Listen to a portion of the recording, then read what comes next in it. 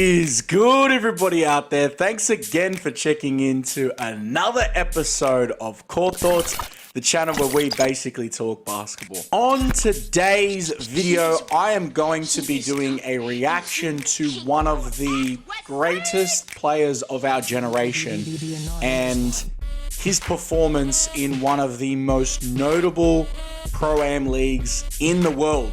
That man is LeBron James. Now, the league that he's playing in is the Drew League. The Drew League is a Pro-Am competition that's been established since 1973. It's currently being held at King Drew Magnet High School in Willowbrook in Los Angeles. The reason why it's moved, as far as I was able to find in my research in doing this video, has predominantly been to house the amount of attendees that are coming. So the most recent move has been done so that way the 1,100 average attendees are able to basically get a seat and watch one of the greatest Pro-Am competitions in the world. I caught wind of the Drew League, I'm sure like a lot of people did, from the highlights around the 2011 NBA lockout season, because some of the greatest players in the world were unable to compete.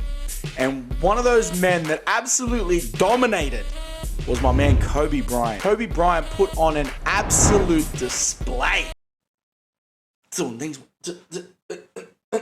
then, ooh, just going to work, bro. Don't do drugs. If you're doing it, stop it. Get some help. When I heard that LeBron James had gone to the Drew League and he dropped 42 points. 42 points, just dropping buckets on people's heads. I was like, I gotta check this video out. So that's exactly what we're doing today. Now, the video is from House of Highlights. We've reviewed their channel before. Please, please, please make sure you jump over there and you give them a like and subscribe. Give them some love. The video link is in the description if you want to check it out for yourself. But let's get into this highlight reel. Let's check it out.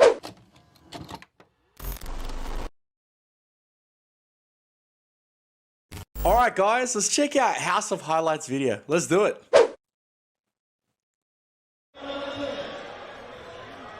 Okay, coming down in the transition, backing down. My man's 6'9" with that shimmy fall away. Damn. You can see how packed the gym is there. Look at that, all around the corner and stuff. Big spin. Man, this guy's so casual with it too. Don't get it twisted, he's not taking it, like, he's not taking this serious. Step, reading pass. I don't know what that overhead lift is supposed to do, because I don't think it does much other than create a change of movement. Body. Just so much body, bro. Damn. Can't really say much there. Listen to the crowd, man. Look at him, super cash. Getting the ISO.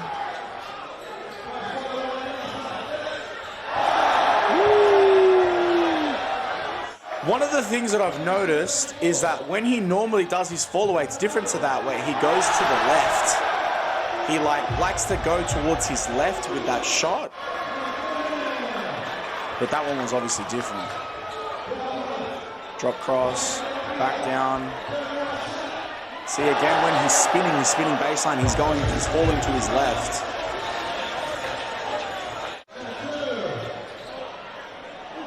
Casual, secure. Man, this is just like, look at it. Again, falling to his left. Man, this guy's game is so nice. Again, the level of talent is there. I just don't think people are taking it serious because they're like LeBron James. Like, hitting me casual behind the back like that. Like, he's playing around, man. Like, just look at the crowd in the background, man. That's bugging me out. Chase down.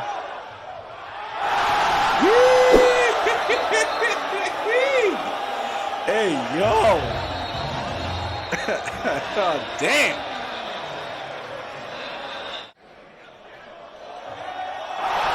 Ooh, that's the signature. That's that signature, that little rock step where he pulls it out like that, or chest. God damn.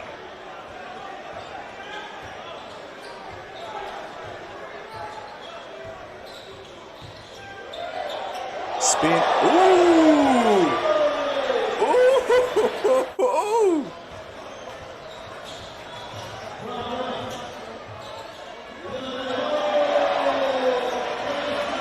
Man, the only thing I'm going to critique so far is the video footage is in a terrible position. It needs to be higher. Because you're just seeing like 3/4 of the court blocked by yo though. Forget that. Just that little oof. Simple pass. Big body, super powerful. What are you going to do? Again, 6'9".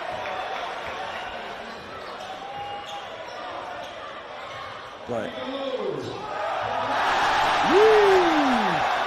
Just hanging on him, bro. I'm yelling so hard, I'm making my my display fall apart.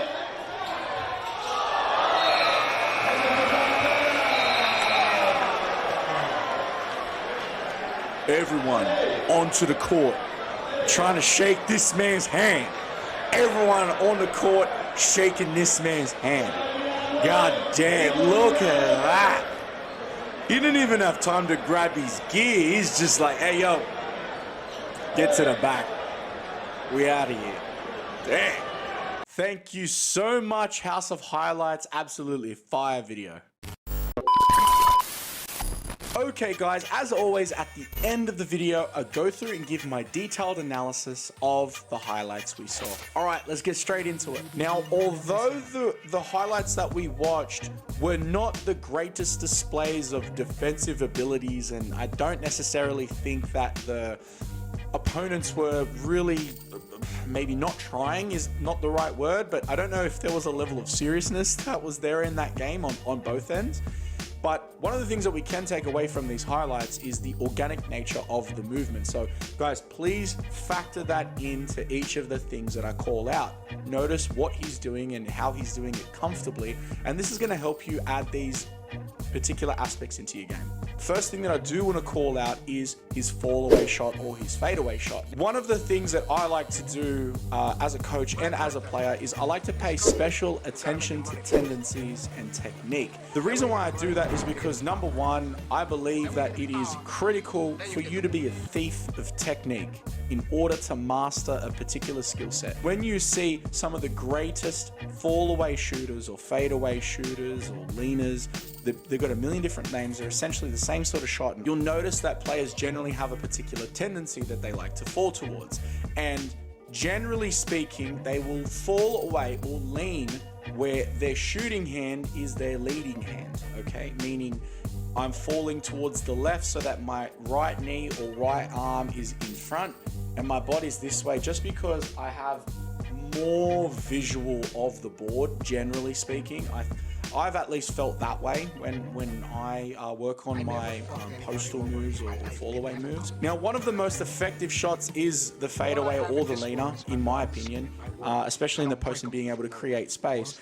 And LeBron has taken aspects of Dirk Nowitzki's version of the leaner with the knee lift up, as well as Kobe and Michael Jordan's variation. I use both of their names together because they're essentially the same thing. When you notice, he would sort of drop the shoulder. He would drop the shoulder and step in to sort of create this fake sense of spin. Now, this isn't anything new. This is very consistent ever since, you know, you look at guys like Akeem Olajuwon. And if you want to see more of this, I did a reaction to Akeem Olajuwon playing against David Robinson. I would highly suggest go ahead and check it out because it's like literally one of the greatest displays of postal moves in the history of the game.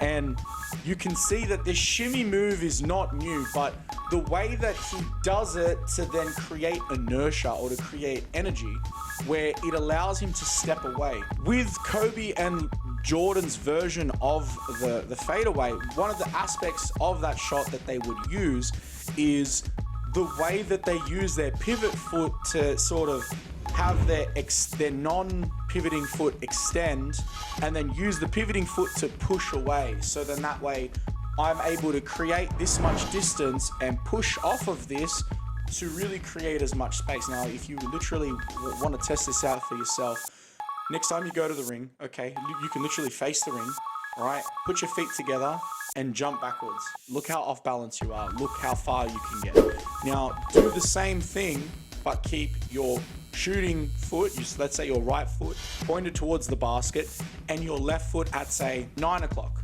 okay? And then do the same thing and put it at like somewhere between 7 and 8 o'clock. Fall away, and you'll notice that you're on balance. Now, do the same thing, but push off of the ground from your right foot, from your pivoting foot, and see how much further distance and balance that you can have. The aspect of the Dirk Nowitzki leaner that he's introduced into his shot is the recliner action or the knee action. And Chris Paul also does a really good usage of this. If you want to see that reaction, I'll leave that in the description as well.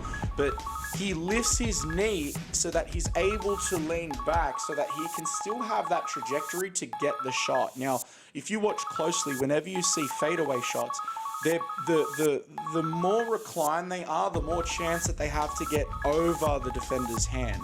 When it is straight on, you falling away is just creating a little bit of space, but you create even more space by using angle. And it's so effective in creating space distance. The next thing that I want to talk about is his body usage or strength. Now, this can be really difficult because of the fact that not all of us are blessed with the genetics that this man's got.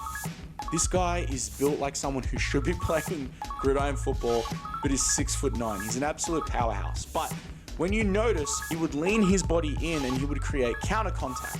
Now, when I'm talking about body usage or strength, there's a very smart way and a very dumb way that you can use this. And there's a very fine line, so you do need to understand where that line is. And unfortunately, sometimes this only really comes from being able to view footage of you doing it, as well as being able to read and react to how the refs call it, because that is an aspect of the game. When you're making contact and going into the basket, if you drop your shoulder and try to go through someone, you're pretty much guaranteeing yourself a charge. Now, you can still be able to create contact, and a really good example of someone who does this effectively without overusing it is Luka Doncic. Please make sure you go ahead and check out my reaction on him. But you are able to sort of jump into them, I guess is probably the best way to put it, where you're not going through them, but you're kind of coming in with them.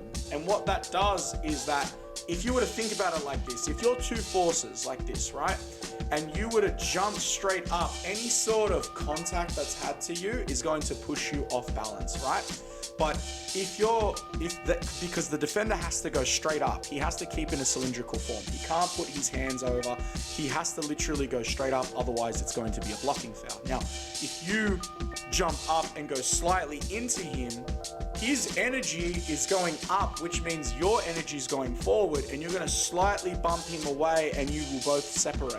Now, there is a point of balance that you have to this. So again, you have to find the sweet spot in how much up and how much forward you go, but you can make a little bit of contact, you can have a little bit of a bump, and LeBron uses a very good amount of that, but he also has a really good gather in the way that he hugs the ball. When you notice that guys are holding onto the ball and they're going up and making contact with other players, you want to hold onto the ball as strongly as possible. And one of the best ways to do that is to be able to hug it or cuff it like this. Now, if I hold the ball, literally, the ball's not going anywhere, right?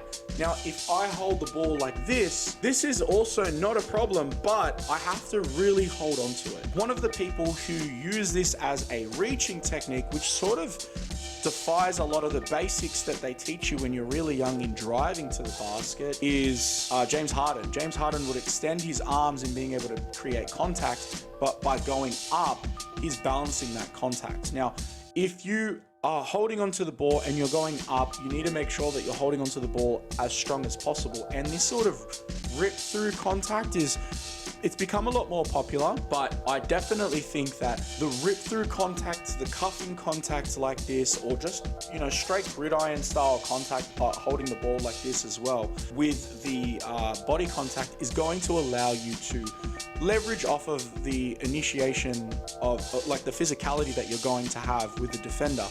You need to react to how the refs are calling this, and you need to understand and make the adjustments where possible, because basketball isn't just about you playing against the other 5 guys on the court. It's also about reading and reacting to how the referees are calling the game, the plays and actions that are coming through the coaches, everything. It's a number of dynamics, but if you can see that the refs are calling things, you just need to be smart enough to make adjustments. The next thing that I'm going to talk about is his visuals or the aspects of surveying the floor. When we think about LeBron James, I would definitely say that he is a fantastic passer. He is one of the greater passers in the game, not necessarily in the volume of passes, but in the visibility of passes, and he's definitely mastered the art of surveying the floor. And this is one of the reasons why he's been given the title of, point forward, or plays the position of point forward, because of the fact that he's so big and he's able to just look and survey the floor. If you look at some of the greatest point guards in the history of the game, okay, or the greatest passers, the one thing that they do is they have a really, really keen eye at looking at where people are placed. And a perfect example of that is looking at how he's facing into the post. Now, there's a particular moment in the highlights where you can actually see he's looking past the defender for most of his interaction with him. He's actually looking at him, checking the rest of the floor, looking back at him, sort of bringing the ball up behind his head, which I don't understand the point of that movement, but he's just moving the ball around and looking at the defender. Now, a lot of the time when we think about some of the best postal readers, we can think about guys like Carmelo Anthony, and he would literally jab step to he wears through his shoe, or he's constantly surveying the floor and sort of reading how the defender's approaching his position on the court. But LeBron uses this in a slightly different way, in A, being able to see the floor and see how he can create a shooting opportunity, B, also looking at who is behind him from help side defense, because if I beat the defender in front of me, I have to get to the basket. Is there someone standing in front of the basket? What type of defense are they running? These are the things that I have to factor in. But also is factoring in, where are his teammates? Is there a spatial gap? Are players dipping into space? What are they doing? In being able to survey the floor and using your eyes, it allows you to have success in being able to not just make yourself a threat, but be able to make your teammates a threat. Basketball, to me, is all about creating options or opportunity. And the only way that you can do that is by being comfortable with moving the ball around, letting the ball do a lot of the movement, but also, in order for you to do that, you got to use your peepers. You got to keep your eyes open. You gotta look around and survey the floor. You gotta see where the defenders are, and you also gotta read the defender's positioning. Now, the last thing that I'm going to talk about is his age. Now, I'm not going in the way of, oh my God, this guy is nearly 40 and he's playing at this level. Yes, I'm absolutely impressed by that, but the reality is most people aren't going to be of the position where they're able to have nutritionists, they're blessed with fantastic genetics, and they're able to avoid really serious injuries. And so I am going to point out one of the things that I don't think a lot of people have paid a lot of attention to, and that is the adjustment in the style of play that you have. And I definitely think that we can see that in LeBron's game. I do comment to this much more detailed in the Dyson Daniels video. So guys, please make sure you jump over there and give it a watch. But I talk about Blake Griffin. Blake Griffin, when he first started his career, was volleyball blocking the shit out of people and trying to dunk on any person standing in front of him. Didn't care.